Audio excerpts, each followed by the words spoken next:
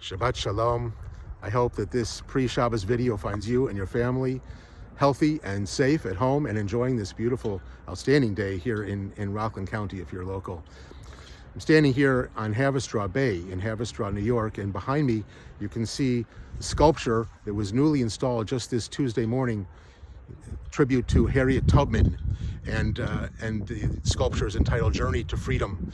Harriet Tubman is known to have stopped here on her way up north to Canada on the Underground Railroad, and actually if I turn around you can see the house that's behind me here. This yellow house was actually in its earlier days a church. The house was built on the foundation of the church, and the church was a stopover point for Harriet Tubman as she made her way up to Canada. Tuesday morning I was present as the sculpture was installed here in this park, and this was only hours before the Derek Chauvin deliberations were to end and guilty verdict was brought down. There was a lot of anxiety in this country about how that verdict would affect the country and what would be the lessons of that verdict.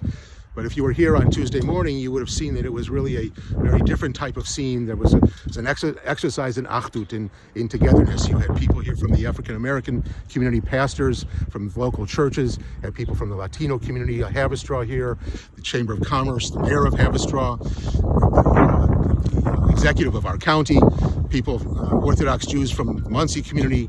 I was invited here to share a few words as well and blow the shofar as part of the ceremony, and it was really an outstanding morning. Beautiful weather, and we dedicated the statue in the most dignified and wonderful way possible. This statue was created by sculptor Wesley Wilfold as a tribute to Harriet Tubman.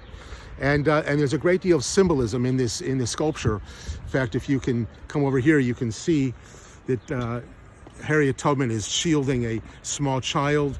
The child is being pushed back on one hand, and she's protecting the child. At the same time, she's drawing the child closer to her, bringing the child to freedom. Her forward vector would suggest a real dynamic kind of movement as she's fleeing to freedom and bringing others together with her. You can see the base of the sculpture is created from a number of different levels, and sculptor explains in his commentary on the sculpture that actually these different levels are representative of moving from the slave states to the free states. And the whole statue has this beautiful forward momentum to it as Harriet Tubman brings this small child to safety.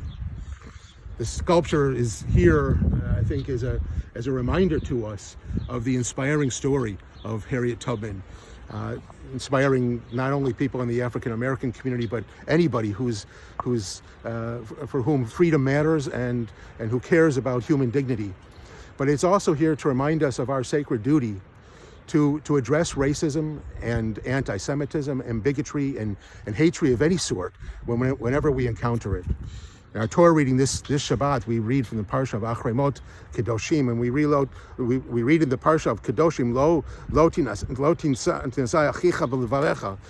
you can't hate somebody in your heart. Don't have hatred in your heart for other people. There can't be a more clear message in the Torah about how we should treat other people and the feelings we should have for other people. But the pasuk goes on and it says, goes on and it says that we're also to reprove our neighbor. To reprove our neighbor. And when we see that our neighbor is acting in a way that's not right, unethical, we're supposed to speak out. We're supposed to say something about that. Interestingly enough, the Torah uses the word hocheach, tochiach as a double. It's a device that the Torah uses frequently in order to emphasize a particular point.